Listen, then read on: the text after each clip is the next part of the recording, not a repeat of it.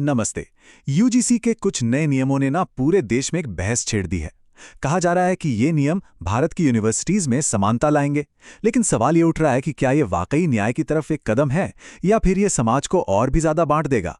चलिए आज इसी को समझने की कोशिश करते हैं।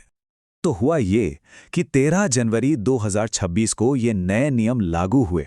अब देखिए, एक तरफ लोग हैं जो इसे सोशल जस्टिस के लिए एक बहुत बड़ा ऐतिहासिक कदम बता रहे हैं, वहीं दूसरी तरफ कुछ लोग इसे एक कठोर कानून कह रहे हैं।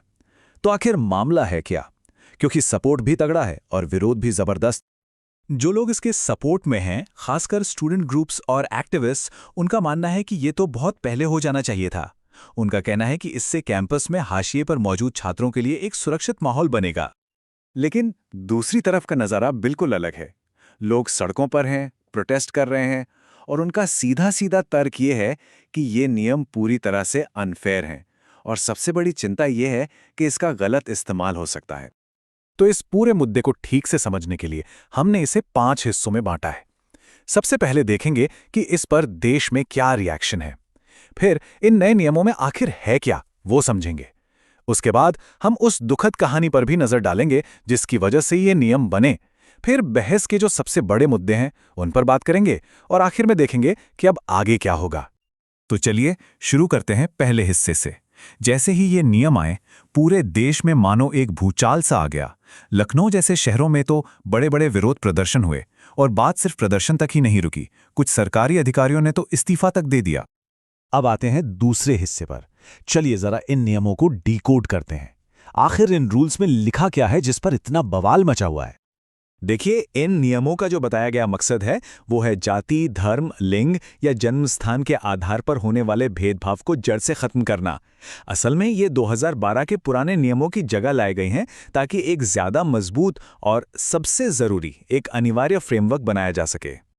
तो इसका सबसे जरूरी हिस्सा है ये 3 टियर सिस्टम, मतलब 3 स्तरों वाला एक ढांचा।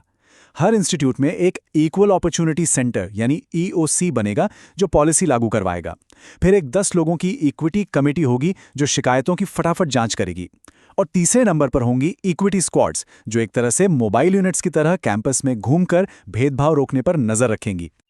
और यहीं पर सबसे बड़ा फर्क समझ में आता है। देखिए, 2012 के जो नियम थे वो ज्यादातर एडवाइजरी थे, मतलब बस सलाह की तरह। कोई माने तो माने, ना माने तो कोई सजा नहीं थी। और उसमें ओबीसीज का जिक्र भी साफ तौर पर नहीं था। लेकिन ये 2026 के नियम, ये मैंडेटरी हैं, मतलब इन्हें मानना ही पड़ेगा। और अगर कोई इंस्टीट्यूट इन्हें नहीं मानता है तो उसकी फंडिंग रुक सकती है, यहां तक कि उसकी मान्यता भी रद्द हो सकती है। और हां, इसमें एससी एसटी के साथ साथ ओबीसीज को भी साफ साफ शामिल किया गया है।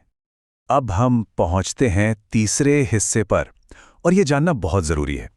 सवाल यह है कि इतने सख्त नियमों की जरूरत पड़ी ही क्यों? इसका जवाब कुछ बहुत ही दुखद घटनाओं में छिपा है।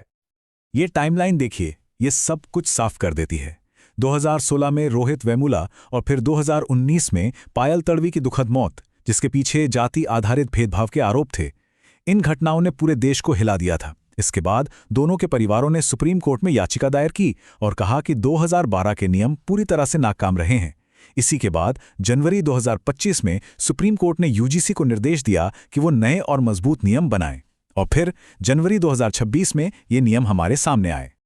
तो अब आते हैं इस पूरी बहस के केंद्र में। वो कौन से 3 सबसे बड़े विवादित पॉइंट्स हैं जिन्होंने पूरे देश में ये बहस छेड़ दी है? सबसे पहला और बड़ा सवाल ये उठ रहा है कि क्या ये नियम सिर्फ कुछ खास वर्गों की सुरक्षा के लिए हैं? क्या इसमें जनरल कैटेगरी के छात्रों को बाहर रखा गया है? विरोध करने वालों का कहना है कि नियमों में जाति आधारित भेदभाव की जो परिभाषा दी गई है वो बहुत सीमित है। इसमें साफ लिखा है कि ये नियम अनुसूचित जाति, अनुसूचित जनजाति और अन्य पिछड़ा वर्ग के सदस्यों के खिलाफ होने वाले भेदभाव पर लागू होंगे।